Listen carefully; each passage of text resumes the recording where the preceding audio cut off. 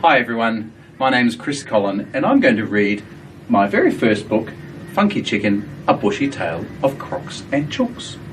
This one is actually in the curriculum for Queensland, and we also were lucky enough to be shortlisted for Book of the Year with Speech Pathology Australia. So here we go.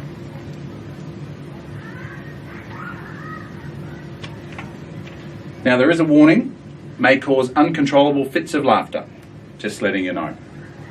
Funky Chicken, A Bushy Tale of Crocs and Chooks. A long time ago, when the world wasn't old, bush animals gathered, or so it is told. A meeting was held that went on for a week to decide who amongst them was the most unique. They argued through daylight until it was late. They chose from all animals, enemy and mate. In 7 long days of ferocious debate, they picked their contenders, of whom there were 8. Kookaburra, who laughed all day from up high. A black cockatoo with a piercing cry. The burrowing wombat who lived in a log. A beautiful, slippery green tree frog. The dangerous dingo with a teeth-gnashing bite. The bulgy-eyed possum who came out at night. And a sneaky old croc who would give you a fright. After the animals had all had their say, and the sun went to bed on that 7th day, the most unique creature of both great and small, far from minute, although not very tall, the rarest, the strangest, the weirdest of all, was rare Funky Chicken, with a very odd call. It's barely been seen, though, the Kookaburra cried. And Cockatoo said, I'm sure the last one has died. The Wombat was shaking his head in surprise. He couldn't believe Funky Chook won the prize. The Tree Frog just frowned as she said, This is silly, and leapt in the water from off a big lily. Bulgy-eyed possum, who rarely ever spoke, said, Good on you, chicken, you're not a bad bloke. The dingo just howled and ran off in the night, in grave mortal fear of the crocodile's bite. The dingo did not need to worry or stress. At that time the crocodile couldn't care less. Old Croc wasn't hungry, he'd eaten before. He'd snacked on a bush pig at 4:15. He had a good look though, a long sneaky stare at that strange little creature standing up there, clucking and prancing and strutting around, the king of uniqueness, just newly crowned.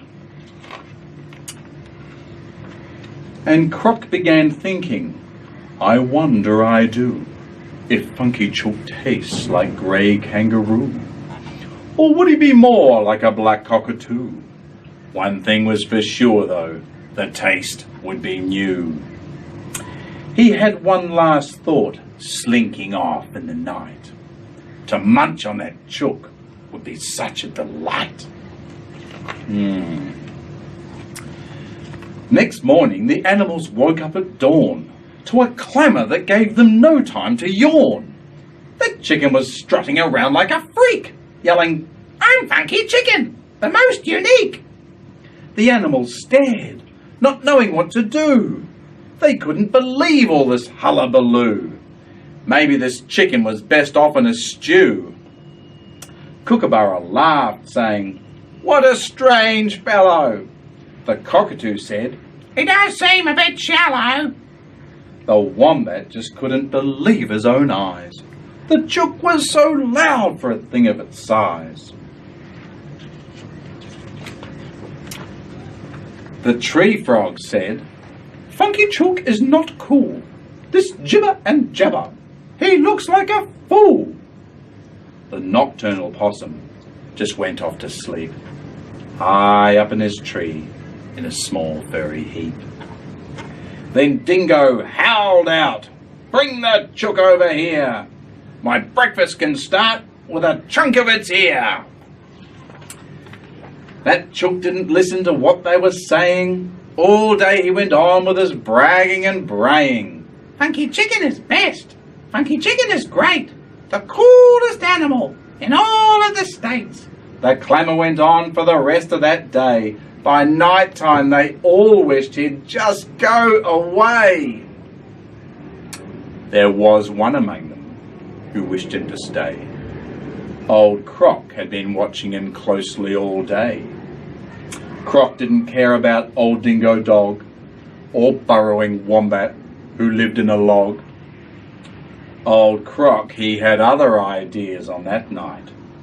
He only had one creature set in his sight, the one thing that night that kept his lips licking. Uh-oh. Yes, sneaky old Croc tried to eat Funky Chicken. Although you now know Funky Chooks aren't too smart, they move very quickly when given a start. And with Lady Luck by his side on that day, the Croc missed his mark and the chook got away. "You can't eat me, Croc. I'm far too unique." And he ran for the rest of that week. He ended up somewhere beyond Humpty Doo on an egg farm with Bob and his lovely wife Sue. There he wound up with some chooks in a pen, and the bush never saw Funky Chicken again.